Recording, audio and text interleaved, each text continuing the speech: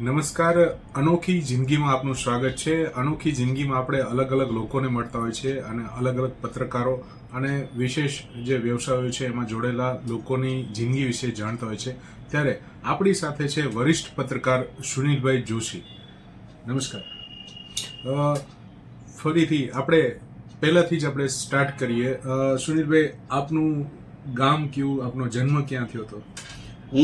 મારો જન્મ રાજકોટમાં થયો હતો, પણ મારા પિતાશ્રીનું ગામ છે રાજકોટ નજીકનું રીબડા ગામ છે, રાજકોટ જિલ્લામાં જ આવે. અને ત્યાં મારા પિતાશ્રી પ્રિન્સિપાલ તરીકે ફરજ બજાવતા હતા. અને તમારું એજ્યુકેશન પણ ત્યાં? મારું એજ્યુકેશન છે રાજકોટમાં 1 થી 7 ધોરણ નગર પ્રાથમિક શિક્ષણની શાળા, શિક્ષણ સમિતિની શાળા, એટલે કે સરકારી શાળા કહેવાય. એમાં મેં 1 થી 7 ધોરણ સુધી અભ્યાસ કરેલો. 8મા ધોરણ ને 9મા ધોરણ ઘર પાસે એક નજીકની શાળામાં કર્યું. 9મા ધોરણમાં મેં વિરાણી હાઈસ્કૂલમાં પ્રથમ વખત પ્રવેશ મેળવ્યો, પરીક્ષા આપી. અને 12મા ધોરણ સુધી મેં વિરાણી હાઈસ્કૂલ છે ત્યાં મારો અભ્યાસ કરેલો.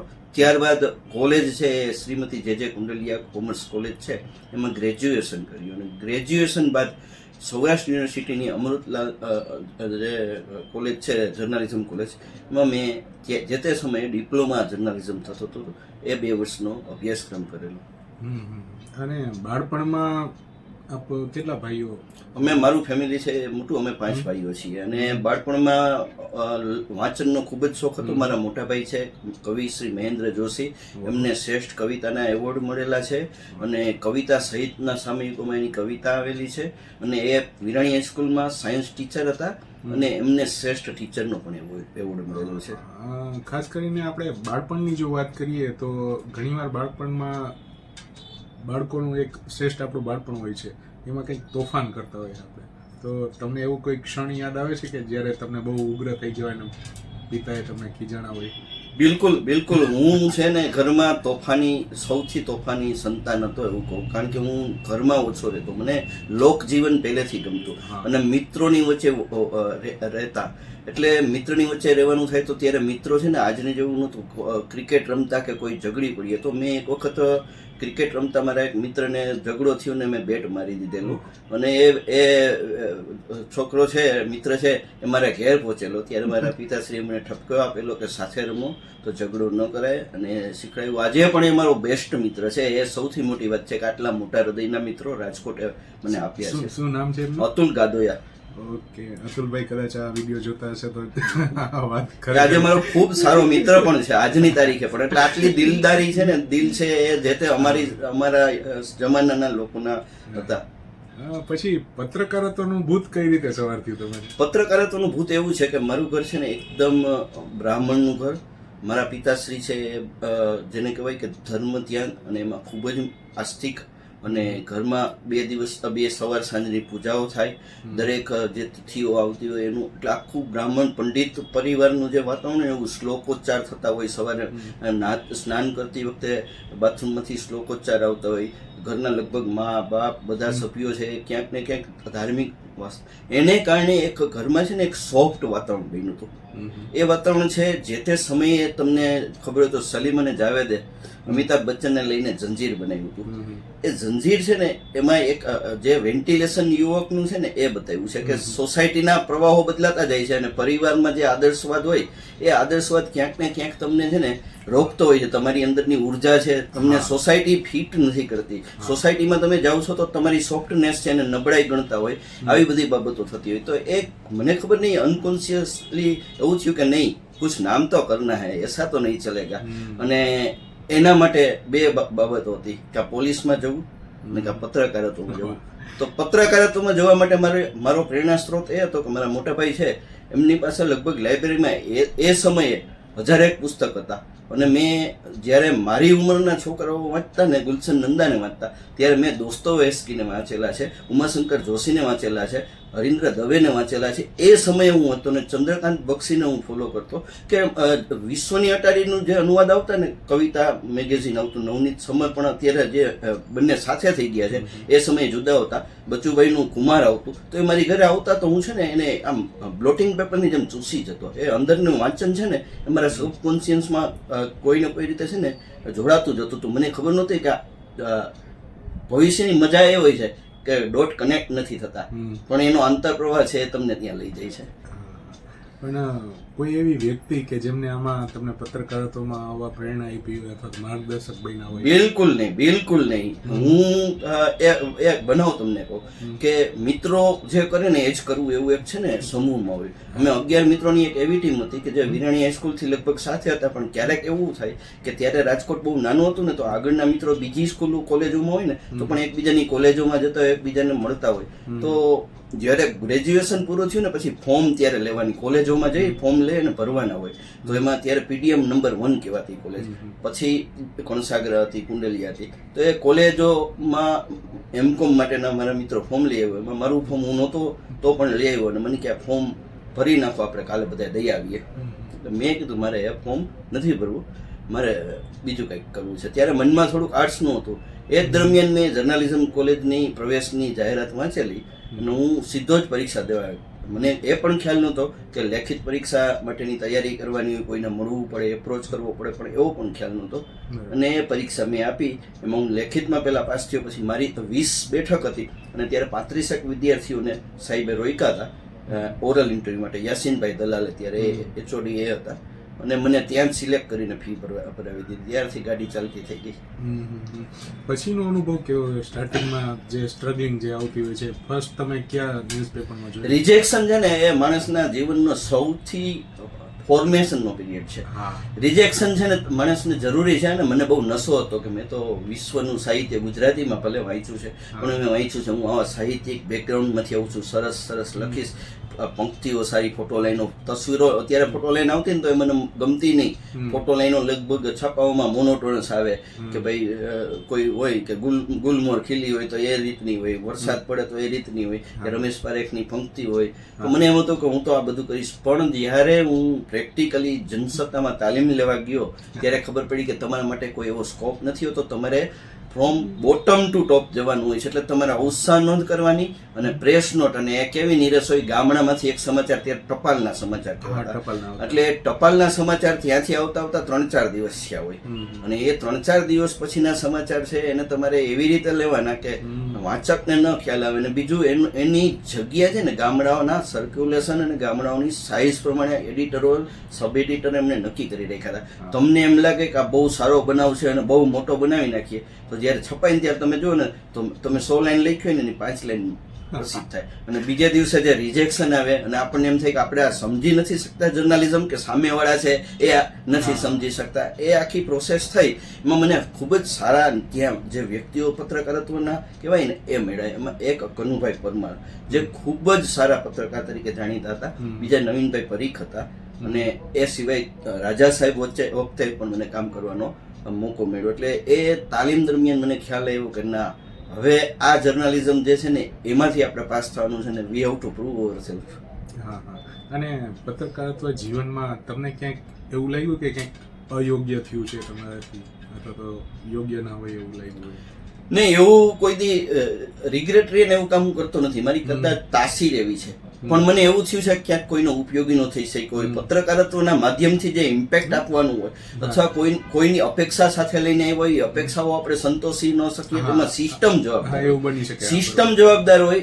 મારા ફૂલ પ્રયત્ન હોય પણ ન થયું હોય. બાકી મને બહુ આનંદ છે કે આજની તારીખે કે મેં રિગ્રેટ થાય ને એવું કોઈ જર્નાલિઝમ કર્યું નથી. અને જ્યારે રિગ્રેટ ક્યારે થાય છે કે લોકો પૂરી અપેક્ષાઓ સાથે આવ્યો અને એની અપેક્ષામાં ઊણા ઉતરે, પત્રકારત્વ આખું ઊણું ઉતરે, આખી આપણી તાલીમ ઊણી ઉતરે, આખી સિસ્ટમ ઊણી ઉતરે, ત્યારે એમ થાય કે એ સિસ્ટમ બદલાવી પડશે. ને એ છેલ્લા થોડા વર્ષોથી હું પ્રયત્ન કરું છું. ને છેલ્લે મેં અગ્ર ગુજરાતમાં આ વસ્તુને પુરવાર કરી કે કોઈ જગ્યાએ કોઈ ખાનગી પ્લોટમાં કોઈ વ્યક્તિ છે એનો ધંધો જમાવી દીધો, એને 20 વર્ષથી ચાલતો હોય, એને અમે 2 દિવસની 3 દિવસની ઝુંબેશ મોટ આવ્યો. વેપારીઓએ હજારો લાખો રૂપિયા ખર્ચીને પોતાની દુકાનો જમાવી હોય ને કોઈ આઈપીએસ કે આઈએસ અધિકારી આવીને એ રોડને વન વે ડિક્લેર કરી દે, તો એ વન વે ખોટો છે એવું જસ્ટિફાઈ કરી સ્ટેન્ડ લઈ અને કોઈ બીજા શું પત્રકારત્વ છે એ ન કરી અને એ 50 વેપારીઓને ન્યાય આપ્યો ને ત્યારે એમ થયું કે નહીં, આપણે પત્રકારત્વના 20 વર્ષ આમાં જે ગાયડા છે ને 30 વર્ષ એ યોગ્ય છે, વર્થ છે.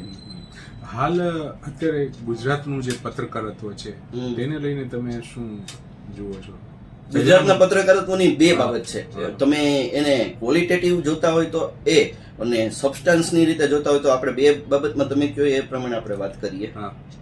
ગુણવત્તાની વાત કરીએ ને તો ગુણવત્તા બે પ્રકારની છે. જ્યારથી સોશિયલ મીડિયા પ્લેટફોર્મ આવી ગયું ત્યારથી પત્રકારત્વનું છે ને ડિપેન્ડન્સ, આખા યુનિટોનું ડિપેન્ડન્સ છે ને એ સોશિયલ મીડિયા ઇનપુટ ઉપર આવી ગયું. એ ગુણવત્તાની વાત થઈ.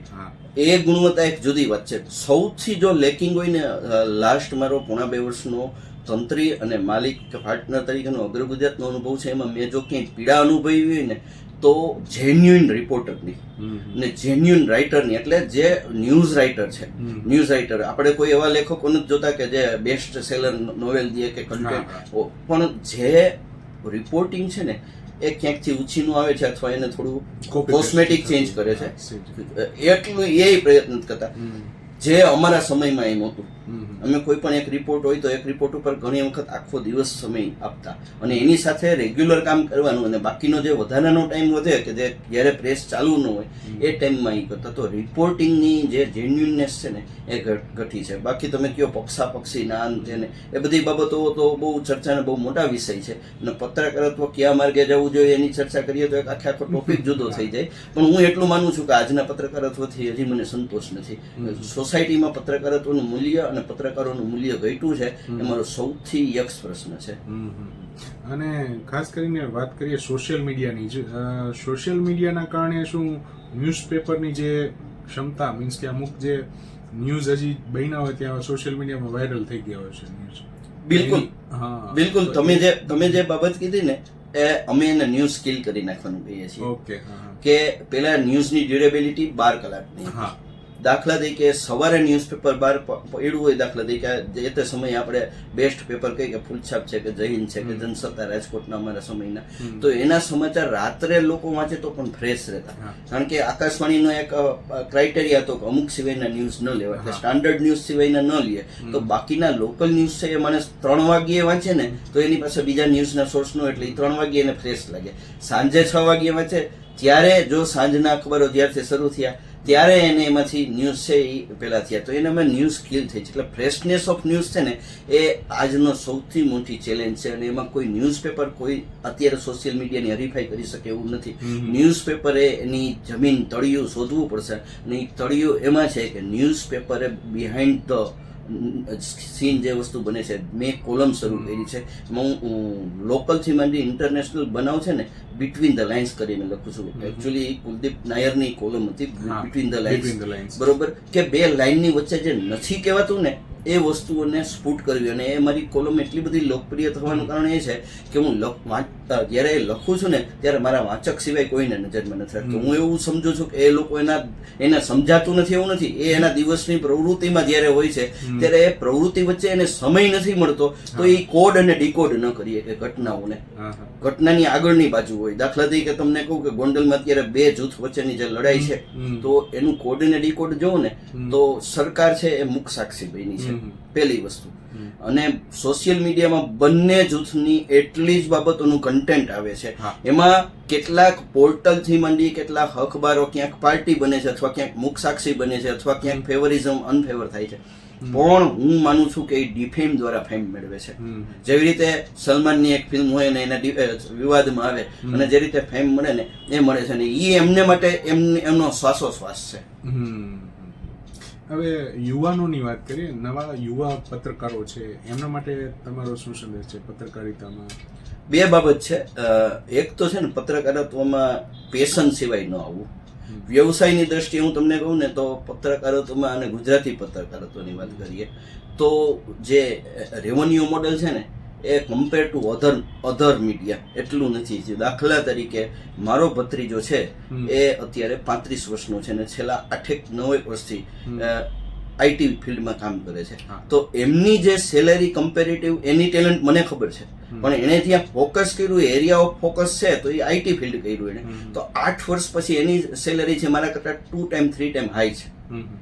તો જ્યારે પત્રકારત્વમાં કોઈ વિદ્યાર્થી આવશે અને એ ભવિષ્યમાં એને એનું ઘર ચલાવવાનું છે, અને વ્યવસાયિક પત્રકારત્વ તરીકે જો એને સીધા રસ્તા, એટલે જેને આપણે આપણી વ્યવસાયિક આવક કઈ, સેલેરી કઈ, તો સેલેરી એટલી નથી મળતી, એટલે એને કારણે પત્રકારત્વમાં જે ટેલેન્ટ આવવી જોઈએ ને એ ટેલેન્ટ બીજા ક્ષેત્રમાં વહી જાય છે, અને જે કોમ્પ્રોમાઇઝ ટેલેન્ટ આવે છે એ ટેલેન્ટને પછી છે ને બોટમ શોધવી પડે છે એમની. અને એના માટે સૌથી મોટી ચેલેન્જ એ છે કે જે હવે જો ટેલેન્ટેડ પત્રકારો આવે ને, તો જે અત્યારના પોર્ટલ ને જે થયું છે ને, હું 3, 4, 5 મિત્રોનો દાખલા તરીકે તમે યુનિવર્સિટીના 4, 5 મિત્રો છે ગ્રેજ્યુએટ થઈ થોડો અનુભવ લ્યો, કોઈ પણ અખબાર કે મોટા બેનરનો અનુભવ લીધા વિના કોઈ વસ્તુ કરશો નહીં.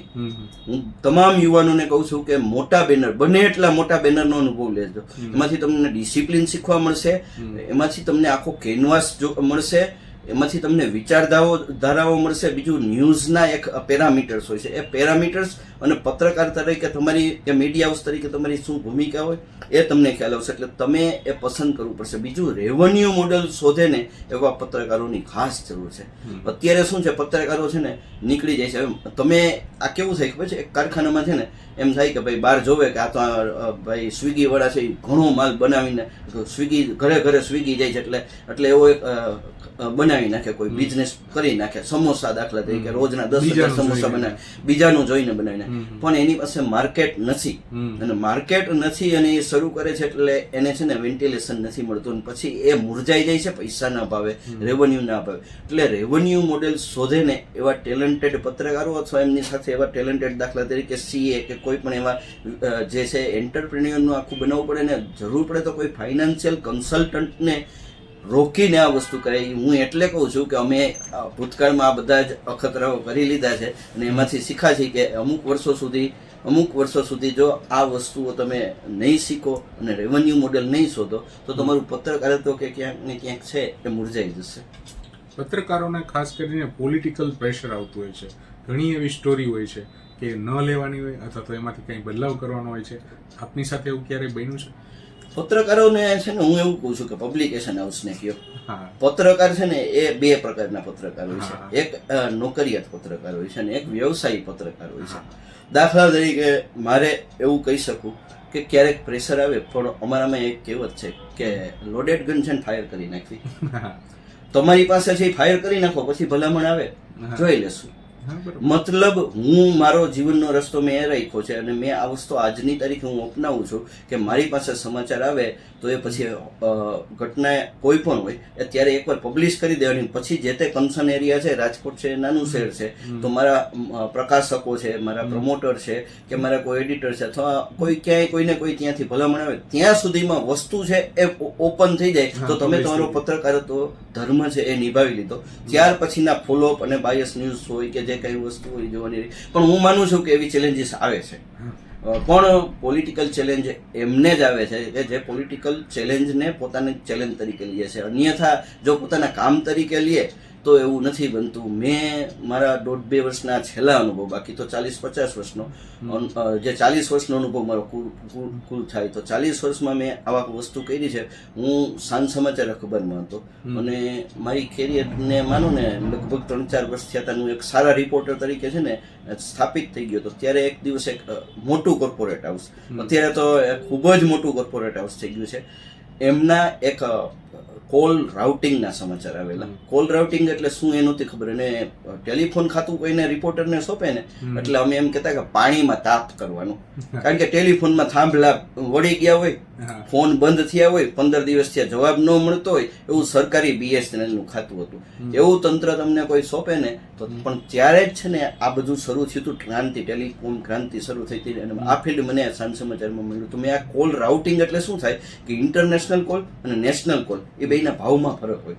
તો એક કોર્પોરેટ કંપનીએ, ટેલિકોમ કોર્પોરેટ કંપનીએ વિદેશના કોલ છે ને ખાનગી ગેરકાયદે ટેલિફોન એક્સચેન્જ ઊભું કર્યું, અને વિદેશના કોલ એને દેશમાં કોલ બતાવ્યા, અને પછી ત્યાંથી રાઉટ કર્યા તો દર કોલે એને 3 થી 4 રૂપિયા મળતા હતા એક કોલના મિનિમમ. પછી એનાથી જેટલી વાત કરે ને એનો જેટલો ટાઈમ થાય એ પ્રમાણે.